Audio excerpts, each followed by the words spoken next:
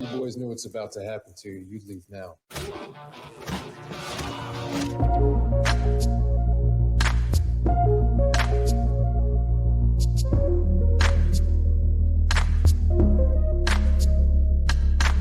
Some consider these traits to be toxic, such as undesirable in the men of today. We consider these traits such as these not only to be desirable, but to be appreciated and celebrated. Welcome to the Toxic Male Appreciation Show, hosted by and La Reina Creole. Welcome to the safe space for the toxic male.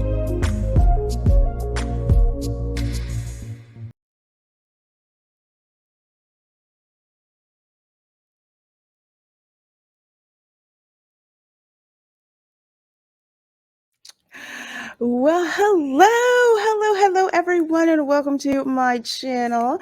I'm Lorena Creole, and of course, with me, as always, is my wing woman, her of positive fandom, and of course, this is the Toxic Male Appreciation Show, where we just like to appreciate those toxic men in film and television and sports and just just everything.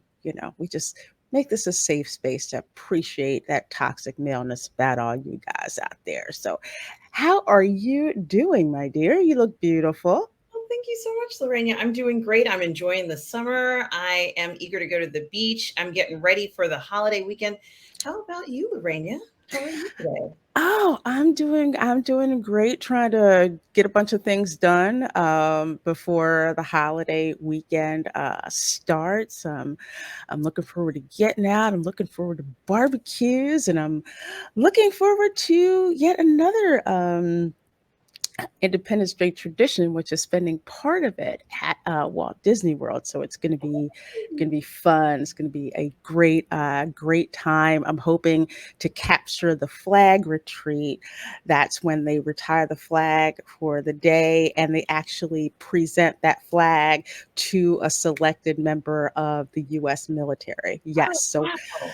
I cannot wait to capture this ceremony, and I'm so looking forward to it. So looking forward to it. Has even more of a significance around Independence Day. We, of course, we should definitely appreciate our military men and women Yeah. every day, but even more so on Independence Day. So I'm looking forward to that. Let's see. I see DK Greek 94 there who says, Hail Lorena, and well, hello. Good to see you. Good to see you. Well, without further ado, we are going to drop right into talking about our subject for toxic male appreciation this time around. I'm kind of embarrassed to say that we had not profiled him before. I think we've talked of him, but we haven't really done a spotlight of a show on him. So, of course, we're talking about Harrison Ford, who, man, he's just done much. So much stuff, and as a kid, I knew him as Han Solo. To Yeah. start out with, I was like, oh, that's Han Solo. And then after that, of course, as Indiana Jones and beyond. So, where first did you get introduced to Harrison Ford? Definitely as Han Solo from Star Wars. That was one of the films that I knew him from. Another one was a film called Hanover Street, which is Hmm. a love story that he was in, where he plays sort of like an American soldier. I think it's an American soldier who goes over to the UK and falls in love with a British woman. Um, Leslie Ann Down plays the British woman. She's actually a married woman in the story, Uh-huh. and they fall in love. But I also knew him from Blade Runner, and he plays Deckard, who is Does. yeah. So those were the ones that I realized. I'm like, this guy's a big deal. Lorena, there's so many roles he's played. Um, it's just hard to even focus on one because he's pretty much been like the ideal male actor for our whole generation, honestly. Um, and yeah, he, of course, the romance he has with Princess Leia in Star Wars. He plays Mm-hmm. Jack. Does he play Jack Ryan, or is it those Tom Clancy? He was in Tom Clancy films, and I'm going to actually get to a couple of those, but that's another one, yes, that I remember him from, mainly because of his scenes that he had with James Earl Jones. I Mhm. freaking loved watching the two of So, them so on screen. They were just such a joy to watch. And Harrison Ford is just one of those actors that, and it sounds like the same for you, that we have grown up seeing, from very little to bigger girls that that we are now. But he was just always in something, and his career has just been. I have to say, and this is just me, out of all of the Star Wars alumni, take James Earl Jones out of that, because it was, I mean, he did the voice as Darth Vader. Exclusive of James Earl Jones, it seemed Harrison Ford, his career in acting just got launched spectacularly from Star Wars. yeah, it really did. He was already a favorite, and I think it was an American Graffiti. I think, and he was wonderful in that. I hope I'm correct in that one. But I think what's really interesting about the Han Solo character is how freaking romantic he is, because he's dying to like stick his tongue down Princess Leia's throat. Now, Yes.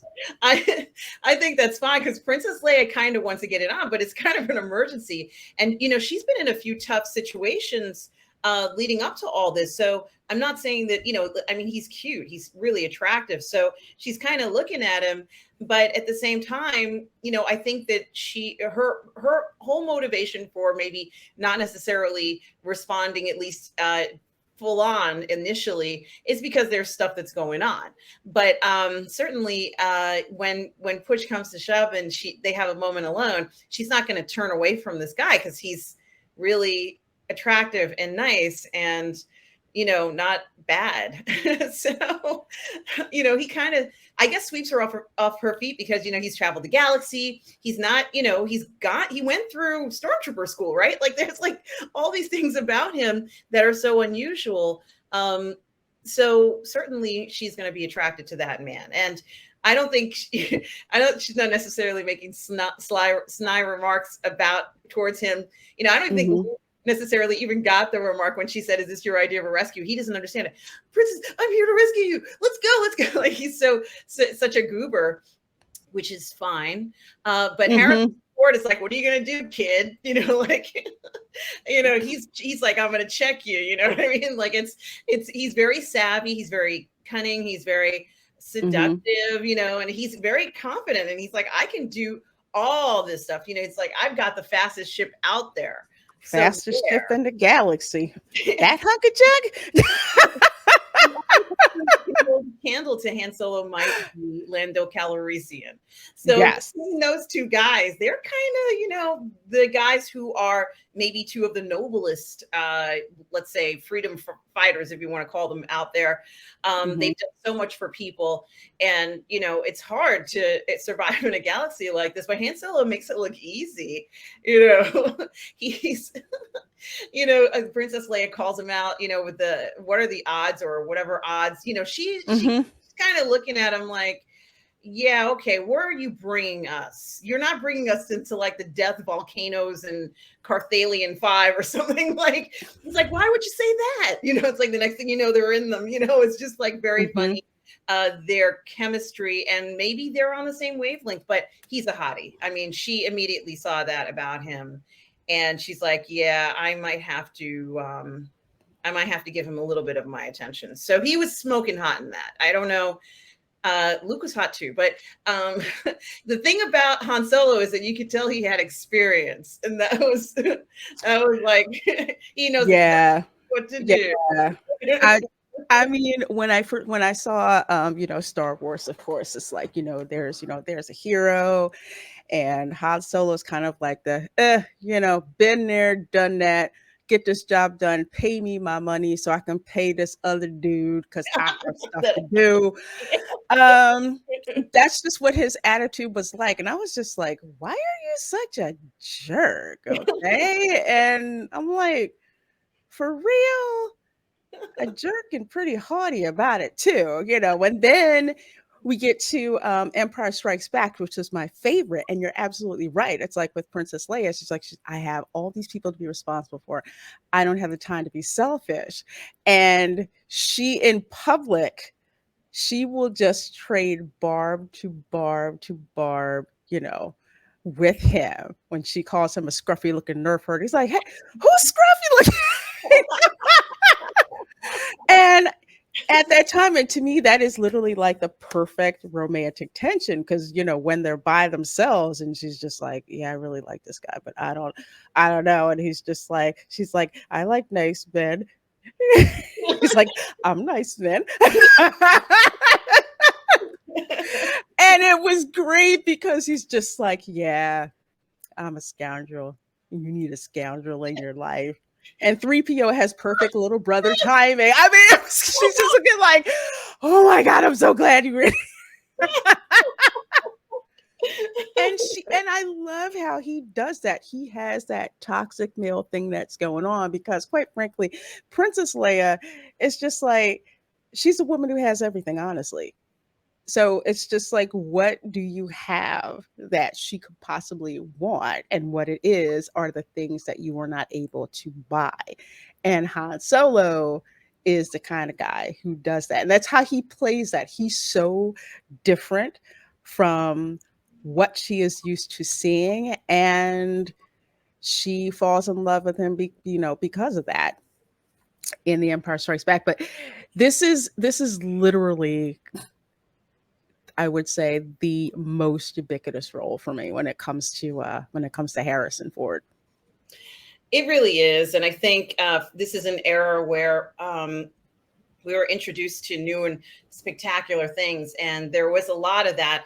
But you needed a strong actor to kind of pull this character off, who's really he's really multidimensional. Like he's not telling you everything, and this is it's like, you've done everything, haven't you? And he's like, like what you said, yep. And it's like, I'm scared. Yeah. Yep. So, but it also does mean he knows what to do when push comes to shove, regardless of the situation. So, yeah, I know Princess Leia is a very, very happy woman with him in that regard. Very. I'm telling you, Empire Strikes Back. I'm like sitting there, I'm like, I can't believe it. I mean, first of all, it's like you see what happens, and he's lowered down into carbonite.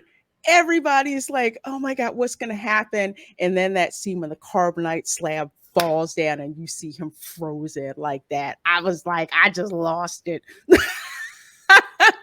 Crazy. I was like, what are they doing to him? Like it just was the most bizarre thing. I didn't know they were going to do that to him. And I was wondering what's going on. What is this big machine for? Like, what the hell is this? What the heck? Yeah. It's like, what are they going to do with this darn thing? And it's like, you want to test it on him before you use it for Skywalker. What's gonna happen? But it takes a very versatile actor like Harrison Ford to go through those emotions and make it believable for us. It's just like the first movie, you can tell he's a cocky a-hole. He just is, but we freaking love him for it. And then in the next movie, you see more of a dimension. He's very protective of Leia, to the point where he's just like, no, I have to get you out of here. And she's just kind of like, okay, I trust you have to do it. But you see exactly how he changes, how the both of them change, throughout this movie. But oh my God, it is one of my favorite roles. Another favorite role of mine is The Fugitive. Yes. I had no idea that this was a remake. At all. I was just like, I love the mystery, and I was just fascinated with this. Yeah, this was a great film. This one's kind of legendary. They could remake it, but it's not going to be as good because it won't have Tommy Lee, it won't have Harrison Ford in it, it won't have a bunch of other actors who are pretty darn famous in it. And certainly he it does feel very real, like this one arm man thing. It's not the easiest comment or thing to pull off. Like nobody believed him, even though he was around a bunch of professionals, like professionals where you do see people who have prosthesis. Like this was not so far fetched, but they were very skeptical. And of course it's a setup, but boy, it was good. It was a great thriller. He was not going to allow them to take him in. So, it was actually, they did capture him, but he escaped, but you know what I mean? Yeah. He wasn't going to allow them to take him twice, more or less. He didn't kill his wife. This was just remarkable performance. He was great in this. My father loved this film. He watched this thing maybe 3 or 4 times a week. Really a fantastic performance by Harrison Ford in this. It absolutely was, and yet another movie that I'm going to have to get on 4K, because I know as a kid, because I was still fascinated with like true crime and crime stories, and it's just like, but what if he's innocent? But the cops are chasing after him. What's going to happen? And I remember I was just like fixated on this, on the screen, just watching that. Where it's just like, do you believe he's innocent? Do you believe he's not innocent, or whatever? But his performance, his performance was stellar, to the point where I think because my grandfather was watching it with me, and he's like, oh yeah, I remember that. I'm like, what do you mean there was another fugitive movie? And he thought this was good. I'm like, wow, okay. And I loved in the film how everybody was like, they were interviewing all the other doctors, and they're like, would you help him if you had to? They're like, yeah, I would. It's like, the doctor, and you can kiss my ass, It was just so good to like see people who just be honest about, I'd give him a couple of grand and tell him to F you guys. Yeah, I would do that. Like, it was like, gee, so reputation goes a long way. Oh my gosh, yeah, absolutely. So I loved this film. You get to see yet more and more of how versatile an actor Harrison Ford is, and a movie that I should have. Well, I had to switch the tabs because Yeah, no worries. tabs, of course, is Blade Runner.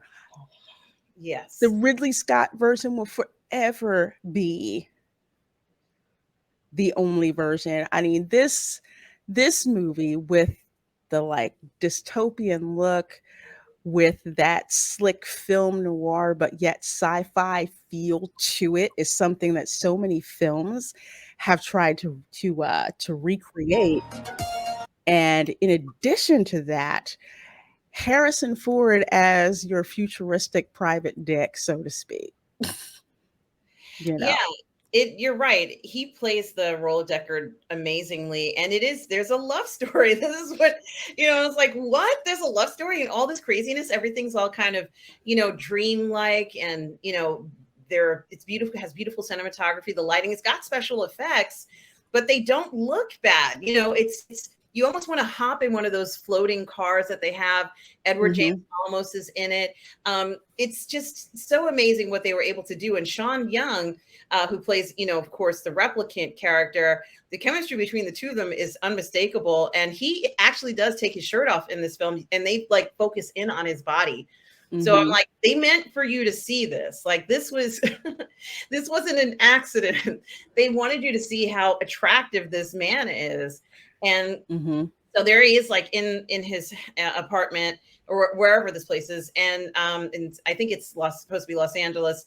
And he, she's kind of talking to him. The Sean Young character, her name is Rachel, is talking to him, and she's kind of sizing him up. And, in his mind, he's like, oh my gosh, I'm falling in love with this woman. And, this character, if you will, or, obviously she's a robot, but the point is that it's a love story, and it's, it's a very interesting love story. The chemistry between the two of them is spectacular. And, he does typically what I think a lot of men would do, where he says, I want you to tell me to kiss you, or whatever. And she's like, kiss me, you know, and I'm like, yeah, you know, like this is getting good. I really like Tell this. me you want, babe. I'm like, oh shit. I want you. I'm like, it's pretty hot. Yeah, it was so good. I mean, I think that the romance part of Blade Runner, it, for me, is one of the most attractive things about the story because it shows how important that desire is. I think it's important for humans and replicants, let's say, in this case, since there's the dealing with the Mhm. replicant situation. They want that desire too. So it is very interesting. Um, and he's wonderful in this. He looks great in it. You know, as I said, there's that huge close up of, you know, his like that body shot. I don't know if you go to the photos whether they'd have that in there, but the point is that he's We're just so. gonna go look. We're gonna go look. I don't know if they have it or not, but oh, there's one. It's like underneath. This one? Yeah, that one. Yeah, you can't see the front of his. Hmm. I do remember this. Yeah, where he I kind of takes, totally. and he's got his gun like on the side of his hip. Like this shit is badass, man. He took his shirt off, but he didn't take his gun off, right? Yeah. And he's like, you know, he's washing his face, and then he doesn't have his shirt on, and then they just zoom in on, you know, like his physique, and it's super hot. I mean, thank you, Ridley Scott, for doing that. Thank you so much. He was so unapologetic with shooting this film and highlighting the relationship between Decker and Rachel, because Decker's job, for those of you folks who didn't know, his job was to hunt down replicants. And there was something about Rachel because she was, I want to call it like the replicant that you couldn't tell was a replicant, and it was just something about her. And he's just like, I can't tell what what what this is, and that curiosity. And then you just see how it evolves. I'm purposely not trying to spoil it because folks, you need to go and see you need to go and see the movie, because, and I'm going to skip up here a little bit more, because this particular version, and we're actually this particular version, um I wasn't as thrilled with. It was missing the grittiness that the original was. It was good to see Harrison Ford, not gonna lie. It was very good to see him, but I felt that the relationship between him and Rachel was just done much better in the original. Yeah, there were some very interesting choices that they made in this, especially with Joy's character being a hologram, or let's say she is a computer program, not different from the Mhm. replicants. But I think that you know, there was this almost a notion. I mean, he still looks hot, but there was this certain sense of mysticism because the original Blade Runner essentially created that cyberpunk look. And now we're talking Mhm. about cyberpunk 40 years later. How different would it be? It is very different. And it's not, this one didn't have that same feeling to it, I guess, maybe because it's not the first time we're seeing it. And also, there doesn't seem to be this sense of longing because in the first one, he didn't want to get involved in anything. And they forced him to start looking at Rachel and hunt down Roy Batty. So there was that element. In this one, he's still hiding out, but now he finds out a different revelation altogether. So it has a different drive to it. I think they tried. Mhm. I think they were trying to create a romance, or they did create a romance between the character that Anna de Armas plays, and I can't remember this actor's name. I can't ever remember his name. The other fellow who stars in the film. But what's interesting is that it's not the same level of surprise or intensity, although it was controversial that she was a hologram Mhm. and that was his girlfriend. Yeah. So it didn't have that same effect. I think it's interesting, although maybe it had that effect to the replicant, but looking at from a human point of view, the hologram is not what I would consider um, as effective as a physical being. That's just how I see it. But Mm-hmm. yeah, I hear you. I hear you.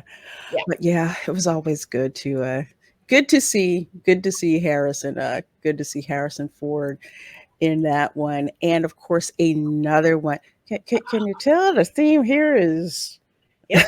Something happens in that one too. him in Something happens romantic in that one roles? too, because he plays a police officer, Hmm. and it is very interesting. Unfortunately, this little fellow witnesses a murder, and Yeah. and Harrison Ford has to go ahead and blend in with the Amish, but he's like an Amish hottie. And then he Yes. sees Kelly McGillis, and Kelly McGillis is a widow, and she's like, "Oh shit, who's this?" But she doesn't say that. Like, she doesn't say that. She's like, No. "You can't come into my house." And he's like, "Well, I'll sleep in the barn." She's like, "Good." And she's like, "Shit, he's sleeping in the barn." Like, Dang it. How am I supposed to actually get some sleep with him like out in the barn? And he sticks out like a sore thumb. And another reason why this film and his performance in this film is so like near and dear to me is because Witness was shot in Philadelphia and oh, also in the Amish country. So this is like a group of people that we're used to seeing. Like it's not out of the ordinary to pass, the buggies out on highway and have parking spots for for the buggies at like the supermarkets and everything like that. But it's an interesting group of people that isn't, how to put it, it's not strange to Philadelphians to see it, but it is strange for outsiders looking in. So I love the fact that they cast him, as that outsider having to go into a certain society to protect someone.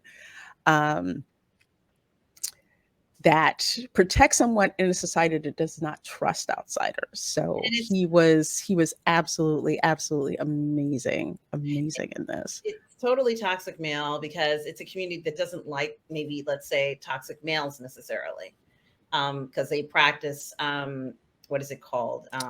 It's like pacifism. Yeah, They they they practice really. pacifism. They didn't fight in the war, all Hmm. that sort of stuff. And that's the opposite of what Harrison Ford's character is. He's a police officer. So it is very opposite. And boy, he protects he protects the Amish, but he does have an intimate encounter with Kelly McGillis. For Yes. watching her sponge bathe in her kitchen. Yeah, so it's hot. It's hot. I mean, yeah, it is really hot. So, It yeah, was, yes, yeah. it was quite hot. This is an excellent thriller, and yet another I guess if you want to call it a stepping stone of credibility to Harrison Ford being such an amazing movie star. It's You go from Witness to, again, one of my favorites, Patriot Games. I love the Tom Clancy books and films, and Patriot Games is just amazing. He was remarkable in this, and he had a series of films, right, Lorena, where he plays this role of Jack Yes. Ryan. So it is Jack Ryan. I couldn't remember. He Where he plays Jack Ryan in a number of roles, and I think that he just brought so much class to the story as this character. It was just wonderful what he was able to do in multiple films. As I think there was Patriot Claims, Clear and Present Danger, Clear and right? Present Danger. Can't Yes. remember the other ones. There's about two or three, and they're remarkable and Hmm. just really so well done. So much fun to watch. Of course, there of course is our man. I love that with James Earl Jones in there, just seeing the two of them. And I think the was it the last one? was it Clear and Present? Whichever the last one was, that one hit like crazy. Again, I'm not spoiling it because The you need to one go where see the movie. unfortunately, James Earl Jones passes away in that one, right, Lorraine? Yeah. In the story, not in real life. The character that James Earl Jones played. Yes, the character, and it was just like losing a family member when that happened. So And they went all out professional on us when, Jack Ryan shows up to the meeting, and they're at the meeting, and Jack Ryan's like, "What's happening?" And James Earl Jones says, "Oh, we're going to see a presentation." And so Jack Ryan says, "Well, who's giving the presentation?" And James Earl Jones goes, "You are."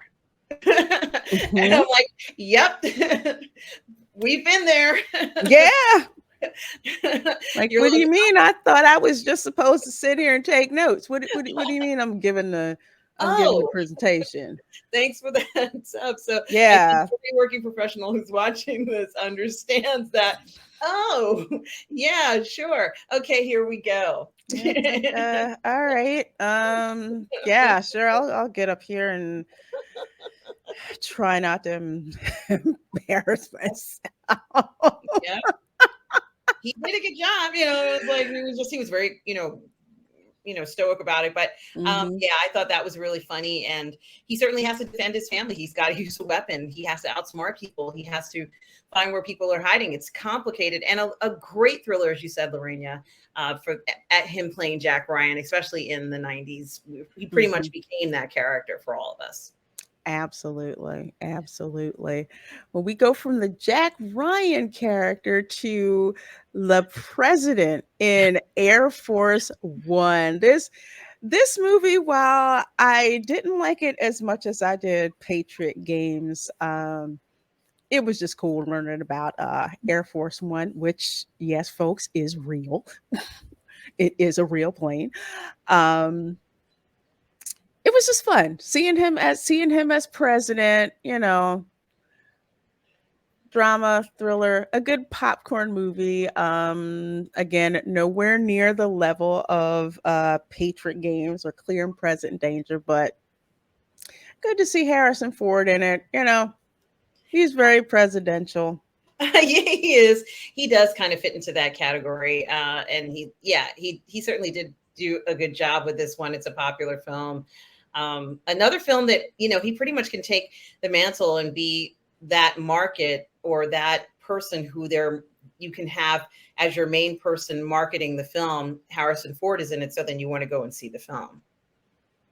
Exactly, exactly. And this is probably, well, he had star power with Patriot Games, but when you come to films like this, like Air Force One, where Air Force One, do I want to? Oh, Harrison Ford is in it. Okay, I'll go and see it. Like you were saying, that star power that you have going on when it comes to that, and even funnier. I won't say funnier, but an interesting role, because then again, this shows just how versatile this actor is. Have you ever seen an animated film called The Secret Life of Pets 2? I haven't seen. I don't think I've seen part two. I'm guessing Harrison Ford is one of the characters in this animated film. Yes, he plays the country guard dog, the one that you have out there that's gotta, like, guard the chickens and the pigs and everything, and keep stuff together, on, like, that's the crazy turkey. I mean, the other dogs, they're from the city. They don't know anything. So that's Harrison Ford's character. I think that's adorable, and I could see him doing something like that. Um, yeah, I could see him being that person. Um, I didn't know he did animated features. Um, can you look and see if Hanover Street is on the list? If they have a thing, I want you to see it, Lorena. I want to get your opinion about Hanover Street. With Hanover Street. I will take a look at, yeah, they had the crazy cat lady that was in there. But it was funny hearing his voice. I mean, it's like a if I want to say if it's an even crankier Indiana Jones kind of voice, I would say. And that's probably why it was so darn funny. Because that is exactly what he sounded like. He's like, all right, Wow. kid, you can't do that, and X, Y, and Z, and why are you scared of the darn turkey? you know Aw. and telling him you can't let the animals, the chickens unprotected, and like I it's have to watch it because Harrison Ford is in it. Harrison Ford is in it. Tiffany Haddish is in it too. So funny is like one of the little, purse dogs with the the bows and everything. It's just this is one of the movies that you watch strictly for like the voices and everything that that are in the film. And yes, I do have this for Hanover Street, which is on Prime Video. Hello, hello. Oh my Watch it gosh, it was made there. in 79. I thought this was in the 80s for some Well, reason. close enough. 79. So he plays like a World War II. This is total romance. And he sees a woman that he falls in love with. There's Leslie Ann Down. And of course they have Ah, like, yeah. Yeah. and Christopher Plummer. Yep, that's her husband. So I don't have to say another word. I just wanted you to see it. Star Trek 5, The Undiscovered Country, folks. That's all I'm gonna say. And he says I'm an injured soldier. She's like, oh, I doubt that you are. And so he pretends to be injured, and then she follows him like here, like he Mhm. totally charms her. Ah! He's like, oh, I'm healed. Yay. But then she's like, yeah, he's kind of hot. Maybe I might want to get close to this guy. I haven't seen my husband in freaking a year or something, Mhm. but he's absolutely irresistible. And it's all Harrison Ford. Like, this is very much like his Han Solo character, where he has to win over, Princess Leia. He has to win over this lady who obviously he can't take his eyes off of her. And, I really like that. So, yeah, that's all I wanted to say. Ah, well, cool. I'm glad you said it. So I will definitely have to check that out because I had not seen that film before. Mhm. So to bring folks a little bit more up to date, I apologize if you hear a cat warbling, running around. That's Professor X. He likes to keep himself entertained for right now. Of course, there is Indiana Jones and the Dial of Destiny, which opens up, I believe, we'll say the preview night started today, and the official release is, of course, tomorrow on June 30th. Let's see. I had fun watching Indiana Jones and the Temple of Doom, which is my absolute favorite movie because And I think, he's just extremely toxic male in that film. And I and freaking it, love it. correct me if I'm wrong, Lorena, I think he does kind of expose his chest in a few of these films. Like, in the Yes. film, there's Yes. a running joke where he's a professor and he's so freaking hot that all the girls in the class are like, and he's like, oh, yeah. And it's like, Mhm. you're like, yeah, he's hot. And I'm like, they're not paying attention to him. They just want to get his number. This is Yeah. crazy. It's like I have no idea what you're talking about, but you Yeah. just look hot. We just You took know. the class because you're the professor. You're just hot. That's why that chick wrote "Love You" on her eyelid. Oh God. Yep.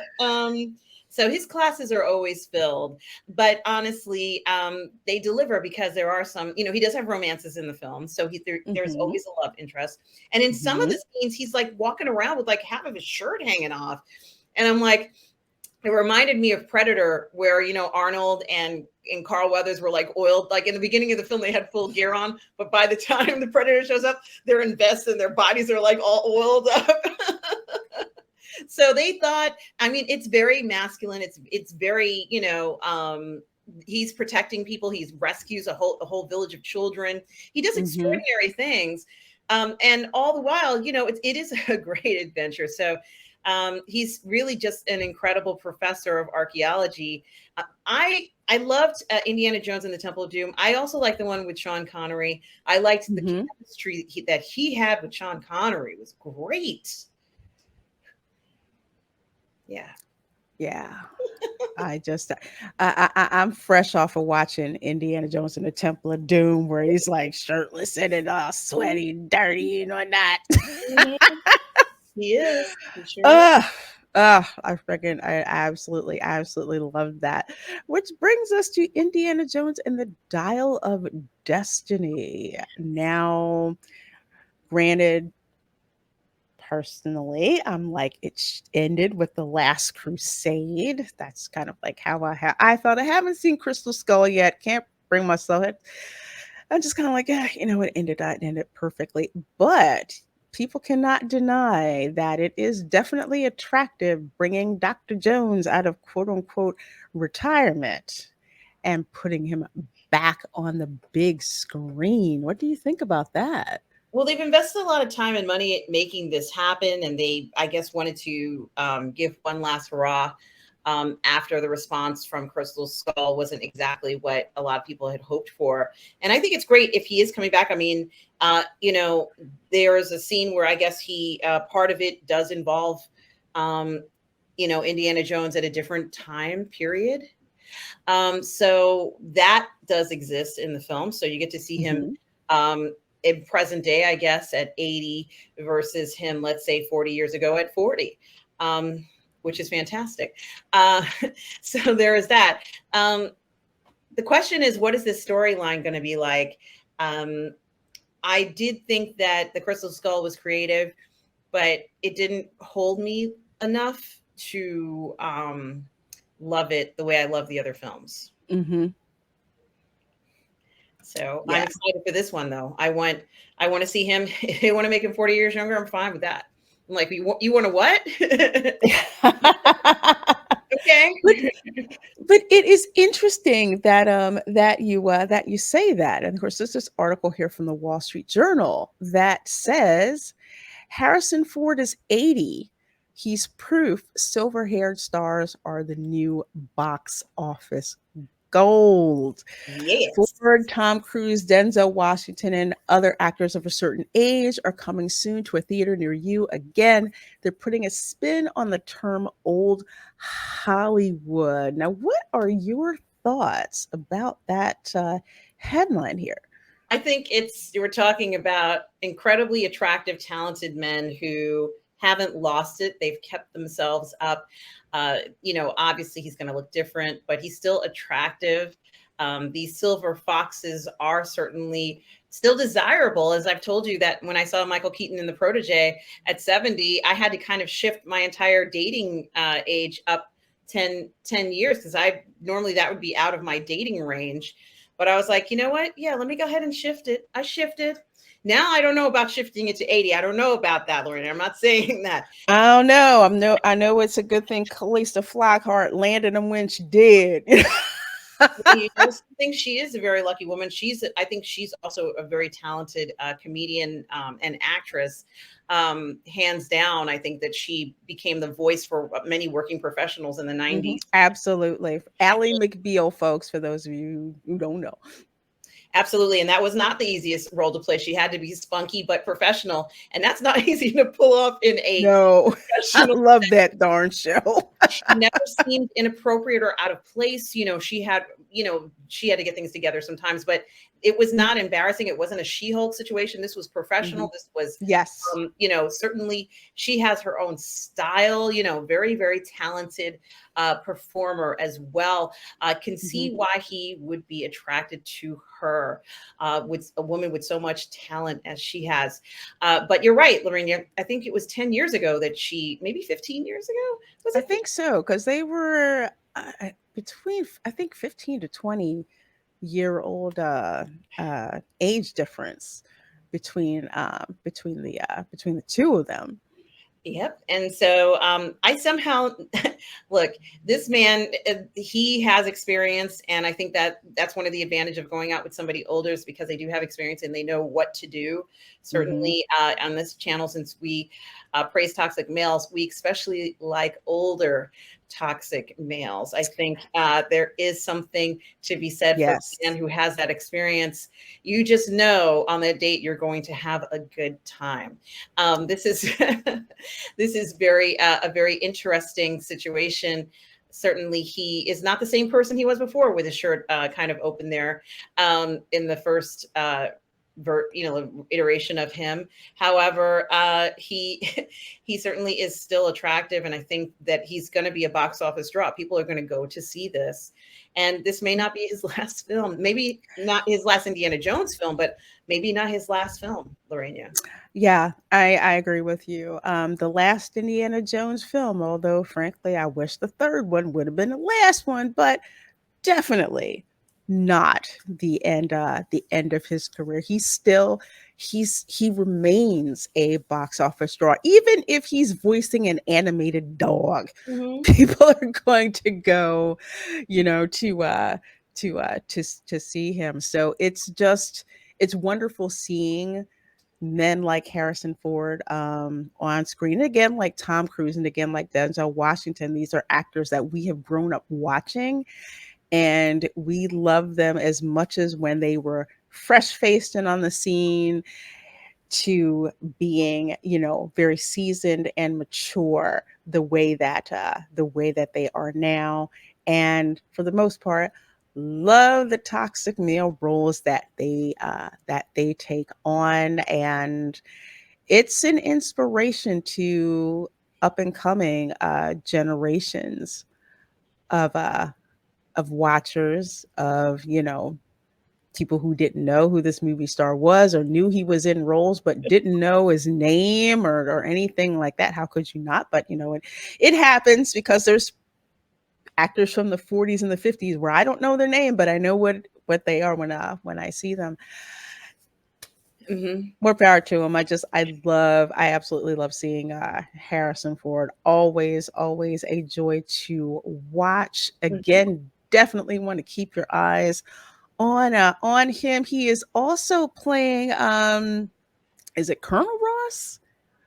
I don't know. In the Avengers, and I'm blanking, unfortunately, on the name of the actor who passed away, that played, but now he's taking over for that. So I believe it's the Thunderbolts movie, I think. I would also add Michael Keaton to this list, because he's still doing Definitely. a lot of films. You remember he Definitely. did about the drug, that I can't remember the name of the drug, but it's the one that suddenly has taken over, and everybody was taking it, and it was a big problem. People getting prescriptions to it, and it was addictive, but it was not. The one he did a miniseries about it. You've seen it on Hulu or something, right? He did Dang, that. I can't remember it now. Years ago, where he's playing an assassin running around. He hasn't lost it. I think he's Wow. he did the Magic Arches or something, a film about that, and he was incredible in that. So I think that he still has a lot in him. And if we could go back a little bit further, which we're not, but I would add Clint Eastwood to the list too, because he acted way up to his years that way. And that's all I'm going to say. Oh yeah, definitely. Man, so much toxic maleness to celebrate. And we try to fit it in like a 50-minute show. So you know what, folks, let us know in the comments, what is your favorite Harrison Ford film? And with Dial of Destiny coming out, let us know. Are you interested in seeing it? Have you seen it? Is Indiana Jones still the toxic male that we know from movies 1 through 4, which we definitely still hope that he is? Let us know in the comments. And please do let the people know where they can find you. Guys, you can find me on my YouTube channel, Positive Fandom, where I do all the parlay in the fandom. You can see me playing video games practically every day, or on my Sunday brunch show. Reina and I do an Outlander live watch party on Fridays at 8 p.m. And I'm also, right after this, doing a historical movie review with Darth Plato for Gettysburg on Positive Fandom. So please check that out. And also check Lorena and I out on the Burn Network on Mondays for our Ladies of the PGS show at 6 p.m. I also do a PGS Trek show with Julian Mushkin at 10 p.m. on Fridays. I also do PGS reviews on Saturdays. And also, what else do I do? I do Midnight Musings at midnight with Robert. It's our midnight show. Guys, please do check it out. And Lorena, thank you so much for having me here for another wonderful episode of Toxic Male Appreciation. Oh, well, you're welcome, darling. I always loved having you on the show. We've been having a blast doing the show, and I love doing the show with you. So, folks, please do go and follow her on Twitter. I mean, on Twitch. Also, subscribe to her on YouTube. She's got some great shows, especially oh God, especially the Sunday brunch, Thank you. which I seem to always be in church when that comes on. But it's a great show. You definitely have to check Thank it out and you. subscribe to her channel, folks. Of course, you can subscribe to. Please do subscribe to me over here on YouTube and also on Twitch. I would wholeheartedly appreciate that. I have various live streams and videos with myself, Hurtin, and other friends who want to crash on the stream. We actually do that as well. So thank you all for being here, and we will see you next time. You men stay toxic out there. Bye.